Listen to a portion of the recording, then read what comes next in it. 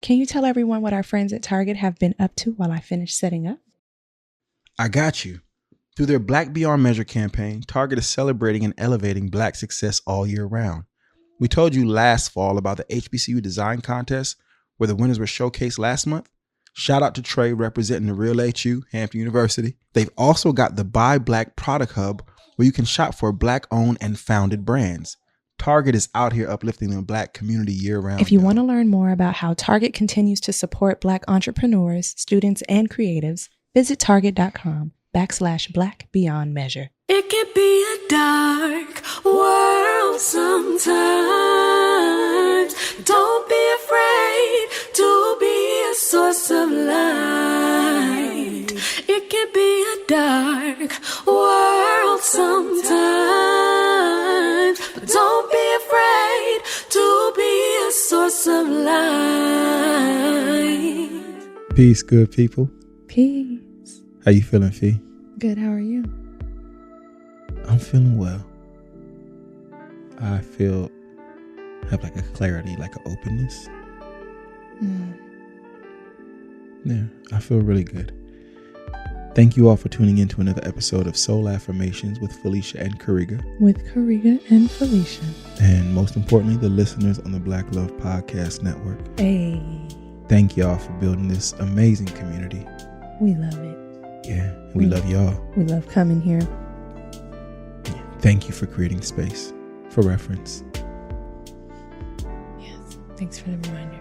So, Karega selected an affirmation to start us today, but it's actually one that I've been listening to all week. I don't know if you noticed, but in the mornings when I'm getting up, I am actually playing our deluxe album on YouTube. I'm playing it on TV.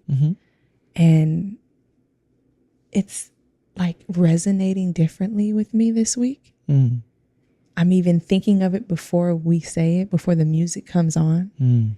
So I love that you picked it. Wow. Because it is applied all week. Before you read it, can you make sure we all get to take a deep breath? I need one. Go for it. Let's do it.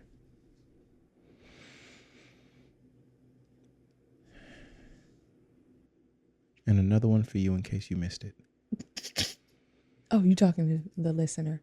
My bad. We'll do one more. And you talking all through their breath. We'll do one more. Is this the same person who in previous episodes said I ain't taking no deep breath? I thought that's why you were telling me to do it. No, it wasn't even about you. It's because I needed it. I was about to say, like, dang, I took a medium size. Okay. I love the joy you bring to the space. I love laughing with you. Thank you. Thank you for holding space for my joy. So if you turn to page 4 of your book, this is the toolkit for reflection and manifesting the light within. It reads, mind unlocked, heart unblocked. I am open and willing to receive the lessons, blessings, and manifestations today will present. Mind unlocked, heart unblocked. I am open and willing to receive the lessons, blessings, and manifestations today will present. This one has really been my go-to for the week. And I think it is because I have been finding intentional time in the act of writing, and particularly in the morning. And once that writing is complete, I very much feel like I'm in the space of my heart being unblocked. You know what I'm saying? Yeah. And I really, I mean, you know what's going on, but for the listener, I'm taking a journey into a new reading that was recommended to me by 2 friends. One is VC. Several years ago, she got the book and she suggested I read it with her. And then another friend of mine, Chloe, and the book is The Artist's Way, right? And it is the 12-week course of finding that spiritual pathway to creativity. And so I started it and then I didn't really remember what I read. So I had to go back. And before I've even gotten to week 1 to go through the course, I've started the morning pages. The morning pages, you take time in the morning, first thing in the morning, and you just write whatever is on your mind, and you do that for at least 3 pages, right? You just have to get yourself to that 3rd page mark. And what I love most about it is I'm actually someone who enjoys journaling and enjoys writing, because I find that it does help me to sort my thoughts. And it gives me an opportunity to be clear-headed. Like anything that might be uncertain, or if there's any dissonance anywhere. I've talked about this even with just how I've written the affirmations. I have to go and I have to write, and I have to be very, very strategic in what I'm writing. Like I can't just write any word. Like I have to know exactly how I'm feeling to write it down. But I love that about the process. So the morning pages are like, they really set me up for the day. And they open me up. So mind unlocked, heart unblocked all week. Okay? That been your jam. That's been my jump. So I love that reference. I love the intersection between the two experiences. That words that you spoke have come back to aid you in a particular time, right? A passageway, a growth way. I enjoy your writing. I think we all do. We like when you have time to go through your thoughts and express them to us at your pace. Thank you. Yeah, you find things that we all benefit from. So Thank you. and you keep that up. Yeah. When I was looking at Mind Unlocked, Heart Unblocked, it was interesting to me because I don't have my mind isn't locked, but the first thing I saw was Mind Unlocked. And I thought about the intentional work I've had to do to get there. And it's a unique place to start an affirmation. It's the first line. But if somebody isn't experiencing an unlocked mind, they may have challenging accessing that one. And I want to acknowledge that. Yeah. Or maybe even saying it for the moment helps them experience that unlocking. But it's that habit of knowing how to unlock the mind from its own thoughts, its self-talk, its own habits, knowing how to unlock my mind so that I can see abundance, so that I can be with abundance, so that I am not my first negative critic. But even if I want to critique myself, I can do it in a way that acknowledges what I have currently just experienced and grew from. Yeah. So that mind unlocked as a starting point, it's like a tall order for the way I read it today, because I've done very intentional work in the recent to keep that mind unlocked. I need it there as a creative. It's healthy there. And heart unblocked. And that leaves us open to receive the lessons, the blessings, and the manifestations that they will present. Right? When they're unlocked and unblocked, we are open. And that's such a beautiful place to be open. I found myself there today in my writing. Wow. And I've been very intentional in the writing to even like search for the lesson. What am I coming to teach myself? What am I coming to learn about myself? And today, again, was no different. But before I even talk about the lesson I learned today, I want to preface it with how I was feeling yesterday. Oh, yeah. So I had an opportunity to speak on a panel for UC Davis. And it was centered on careers in education and psychology. And so, as you know, like my background is music ed, but segued into educational psychology at Howard. And I think it's so dope that I get asked to be on this panel because I feel like I have not had a traditional route according to what I was trained for, right? Or that's my perception. However, I'm on the panel, and this is my second time doing this panel. The first time I did it was right before the pandemic hit. Okay. Because we were in person. Okay.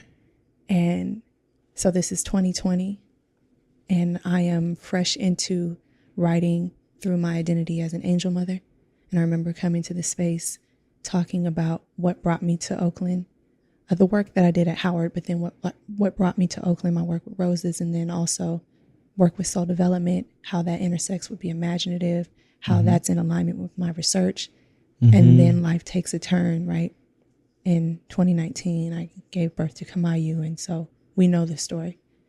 So I bring to the space in that setting that I'm an angel mother, and I say that for them on a career panel to be one of reference for anyone who may know someone who's experienced it, if not themselves, or if they are even like a rainbow baby or anything, because these are undergrad students. But also saying it because it is living, right? And there are pivots that happen, and you might think that you're headed in one direction, but life steers you in another. And so that identity is who I stand in now, because that's how I want the world to know me. I want them to know me as Kamayu's mom, right? And that was so important for me to be able to say, and I think pronounce it in front of people like that. Hell yeah. You know what I mean? Like, yeah, because it breaks the convention of what is thought to be important in this space. Yeah. And after each of the panelists, like, give an introduction into who they are and what brought them to the space, then there's breakouts. There's breakout rooms. So we go into another room, and then the students come and they talk to you and ask you very specific questions about their journey, right? Yeah. Now, there are breakouts. Students come to ask you specific questions about your journey. And there was also a bathroom break, wasn't there? There was a bathroom break. Okay, yeah. So what I remember most was her introduction and her bathroom break. You remember my bathroom break? Yeah, because I was upstairs pinned under Kamali. So during this entire panel presentation, what was happening on the other end of this lovely presentation Felicia was rendering was that Kamali would not let me put her down to sleep. And she woke up each time and then fell back asleep in my arms each time. And then woke up in my arms, looked at the TV screen, decided it was less engaging than sleep, and went back to sleep. That's my girl. On me. It's my shawty. I tried to slide her down to the bed. I was going to lay beside her. She woke up again, climbed back on my I don't know chest. why is she doing that, man? Okay. What's wrong? I was pinned under. It wasn't by choice. Okay. I just want to make this clear. And she was drooling on me, and she was sweating. She was that tired. So I love where we were in the story about the breakout rooms. What I love about it too is that I wasn't even referencing yesterday's. I was talking about 2020s. Oh, well, see, all I could remember was yesterday. That's okay. I will, thank you. I will jump straight into it. Oh no, my bad. No, it's all good. So I'm giving you a breakdown of what that session looks like when you come to speak for this career panel, right? And you were with me in 2020. It was a really, really good breakout session. I talked to so many different students, and it was relaxed. I don't know, like, what I will say is that I remember I had a lot of students in my room, more than I expected would come in comparison to other persons on the panel and their career trajectories. Fast forward. So here we are yesterday, and this time this panel is happening on Zoom because we are in the pandemic. And same format, same expression of who you are, you know, bathroom break. And then I come back and I have a breakout session on Zoom, right? And I see that I have like a lot of different students, but I can't see them. They're looking like Hollywood squares, you know? But I have two who I can see, and those two proceed to ask me questions. So the breakout session is for like 30 minutes, and they asked me questions about my music ed background. All right. So I wasn't expecting that, but I'm like, okay, that's cool. And I answer accordingly, and then we jump back in, and then we give like closing advice. Afterwards, I said to myself, I did okay. I didn't do as well as I felt I did in 2020. But I told myself, like, all right, I'm not going to just dwell on that feeling. I'm going to just say, okay, well, I'm going to take my time next time to prepare in a way that I feel I need to, so that I can feel differently when I'm done. Karega comes downstairs Kamali comes down with him. She never laid down for sleep. And I tell Riga how I'm feeling. And Riga, he responds to me with this tone. It was Frim Reg. I don't know if I've ever shared with you all Frim Reg. Frim Reg, I do not like how he sounds. That guy. But he asked me, like, why would you say that? Or he was asking, like, okay, well, what were the questions, right? And in asking me in that moment, I couldn't even remember the questions. Remember, I was like, I gotta like sit and think about what were the questions, blah, blah, blah, right? But I remember, like, I didn't really like that feeling. I almost shut down, but it's like, no, I'm going to just assess what the questions were and what I said. Mm-hmm. Before I went into that panel, though, I took time to write. They weren't my morning pages because sometimes the morning gets away from me. They were my afternoon pages. Mm-hmm. So I'm writing my afternoon pages, and I knew I was coming to the panel. So I wrote that I wanted to honor my truth and be intentional about telling my truth where it is today. Mm-hmm. So this morning, I'm writing my morning pages, and I'm reflecting on Karega's tone, and I'm reflecting on how quickly I told myself that I just did okay. And in my writing, I realized that I actually did what I intended to do. Mm. But I was using a measure that didn't apply to yesterday. I was using a measure from 2020 that the number of people I had that came to ask me questions as an indicator of how well I was doing. Right? Mm-hmm. So neither here nor there, I realized, why am I using that instrument to measure me when what I said I wanted, I actually was able to do? So when I used the right measure to assess whether or not I did well, according to what I said I wanted to do, then I did well. I found out that I did well, right? So it felt really good to be able to use the right measure. Yeah. I found out that I did well in accordance to what I set out to do. Yep. Nice. So when I came back to my morning pages today, this is why I love them. They make things so clear, so clear for me. And I'm sitting and I'm having my oatmeal for breakfast. And in comes an email from a student telling me how incredibly grateful they were for me to be on the panel and how I had an amazing story. And I was just like, wow. And you found that after your writing? After my writing. After I came to the understanding that I did what I intended to do. That feels like a butterfly kiss. It does, Riga. Yeah, the timing of that feels like a butterfly kiss. It does. It truly does. And after that, after I read that email, I said to Karega what I experienced in my writing. Mm-hmm. And I said, Riga, be patient with me, please, because when I'm orally expressing it, it can be a bit challenging for me versus when I write it. So have grace as I try to recount my story. Mm-hmm. Right. So I'm sharing it with you. And I even told him about Frim Reg, how I felt about. And listen, it made me assess, how did I respond, and was I effective in what I intended to communicate? Was Frim Reg a response to watching you experience doubt? Was it Frim Reg because how quickly you told me you didn't do well? Right. And I'm like, based on what measure? So so it's the way I truly investigate when I'm caught off guard, right? I can deliver a tone of warmth and sincerity when I'm probing at something I think exists. But when I'm caught off guard by your statement that suggests you didn't do well, let me tell you what happens for me. When I'm upstairs being pinned under Kamali and doing what needs to be done for you to have the time and attention you deserve, it isn't about you had everything you need. For me, it's about the ideas, the thinking that goes in way before you even log into your Zoom. So when I wake up in the day and I think about how to support you, I am performing to a standard that I believe you deserve for how much you support me in my endeavors. And when I'm doing that, I'm doing it with joy.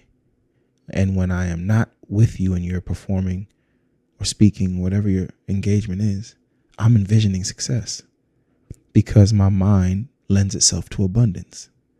And you must be doing what you're supposed to be doing. In an earlier conversation, we said that we would give each other the understanding that whatever we are doing for ourselves, we will assume is best for the family. That is a way that you get to pour into yourself and know that the family receives it and celebrates you for it. So when I am not with you in whatever you have to attend to, I'm only envisioning success. And success doesn't mean everything goes good. Success can be the learning, the pivot, but my mind is set on abundance. So that is the thinking behind. We're so happy that you get to participate in this panel in the academic setting. Now, make clear, like, Felicia is a PhD of educational psychology. Okay. Her life involved and integrated and intersected with the academy so much. It's a large part of who I've always known her to be. And it's so very different than all the brilliant ways she shows up now. But in pandemic, post-pandemic, around pandemic, we saw the world shift. And it's our power to remember that it has shifted in our favor, to do the necessary work that needs to be done. When self-work is seen as noble work, we can all be well. So I love how you've redesigned your critical thinking. It's still done at a highly specific level. It is just a new lens of assessment. And when you get to check in on yourself and write and find and process, come on, man, you drop jewels and we just get to really harvest from that. Rika, before we go any further, can we take a minute to talk about joy? We can always take a moment to talk about joy. Well, one thing that brought me joy this week was when Kamali was squeezing that oatmeal and that banana and that saliva. No, that was not joy. But another thing that brought me joy was my weekly Target run. You know, I love to go, and I was able to shop Black owned and found brands to get everything we needed for our space. Is that where the new coffee is from? Well, we need to have our coffee. I love making sure we are surrounded by joy every day. If you want to surround yourself with a little joy and help uplift Black creatives, visit target.com/Black Beyond Measure to learn more. Well, let me tell you, like, in the writing, when I was taking the time to write through to investigate, like, why did I assess myself in this way and found out, I was using the wrong measure. I was writing about your tone. And you know how I was saying, like, writing is the clearest form of understanding exactly what it is I'm feeling. I can't just write any word. So when I went to write about how I was feeling, about how your tone made me feel, it was wild. Like, I had to stop. I had to find the word. It did not come right away. I wanted to write judgment, but that wasn't it.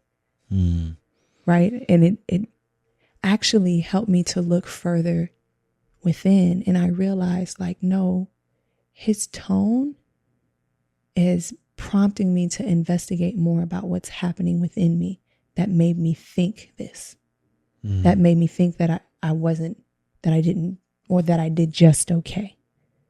Right. And I love that about the writing, that it allows me to do that. Like, I can't just write any particular thing. It has to be accurate. It is the clearest way that I can even hear myself. It was this invitation within to understand more about why am I not able to practice seeing myself in a light of, I suppose, that I did do well. It's like I had this, the book, actually, the Artist Way book calls it a sensor. It's like easier for me to legend myself with negative affirmations versus positive ones. Mm. And I don't know where I'm going with that, but go ahead. I just think it's really fascinating. It made me investigate my own tone toward you and what did I experience when you communicated what you did. And yeah, I think my tone was the most honest response. It was almost like I'm in a meeting and I'm hearing something for the first time that is inconsistent with the mission statement, right? And in accordance with our mission statement on how we see ourselves and the work we do, to hear you evaluate yourself so quickly without evidence as into why, when, I knew you were in this space of doing exactly what you were called to do, supposed to do in that moment. Right. Earlier in the dialogue, I talked about this space of abundance that I'm in. So it isn't to ensure that somebody has to do well. It is that I'm already framing my mind for the abundance, for the opportunities, for the lessons, however they should land. And I love how you're able to do that. We talked briefly even after about like the clarity that I would get from writing. We enjoy your writing. We really enjoy your writing. We are, speaking for myself and the listeners today, we love when you have time to write and take time to write because we all learn so much from your process, different from my process, but beautiful. Thank you. And I love your process. Honestly, I do. Your ability to synthesize so quickly, like it's like you are having an experience outside of your body verbally. And I like that same experience in the way that you're able to be clear like that. I'm able to do that in my writing. I love the evidence of what writing leaves for the reader, for yourself or someone who comes down years down the line. And I think that like my real time processing is connected to where I'm at real time. So if I am somewhere else in my being real time, have no desire to process or synthesize, because I don't like to synthesize anything when I'm exercising. Okay. I like to give, it requires my all. But if something's on my mind, it's going to show up in the way that I'm exercising. So I guess I'm speaking to my ability to be present. But my synthesizing is where I'm at presently. And we're just so grateful for the way, like what I find is Felicia's writing reminds me of, you ever hear the analogy like cut from a rare cloth? So if our children are to come into this world cut from the cloth of Felicia and I deeply admire the fabric that she comes with and the needle that she stitches with. In my mind, Felicia stitches with this very, very fine needle that catches different parts of the fabric. And my synthesis, real time, and how it processes is like a different needle, different stitch, right? And it's catching other parts and reinforcing maybe. But it's your detail stitch that really makes the fabric what it is. So I enjoy the way we weave and bind story together. Life, right? We're living stories. And I really enjoy experiencing this side with you and how it processes and how we get to lean in and be better versions of ourselves when we are exploring our emotions as an act of self-love. That's what we were doing, huh? Legit. Excuse me. That's what we were doing. We were exploring our emotions. And sometimes that work, it's like exercising, right? It's good for you, but it doesn't always feel so good. No. It just helps you have more of your capacity available for you. When we do the work and take inventory of what's occupying love's territory or light's territory, or the way we even speak love into ourselves, Sometimes it takes labor to move those things out the way. But once they're out the way, love has a better flow. To getting those things out the way. Shout out to you, my moving buddy. Man, thank you, Riga. Thank you. We thank you all for tuning into another episode of SOL Affirmations with Felicia and Karega. Karega and Felicia. And the listeners. Yes. You all are amazing. You help create this space that we can all find reference in. Until we cross paths again, may we love more abundantly. We want to thank you. Thank our executive producers, Cody and Tommy Oliver. Our producer, Crystal Hill. Thank you so much. May we all love more abundantly. Peace. Peace.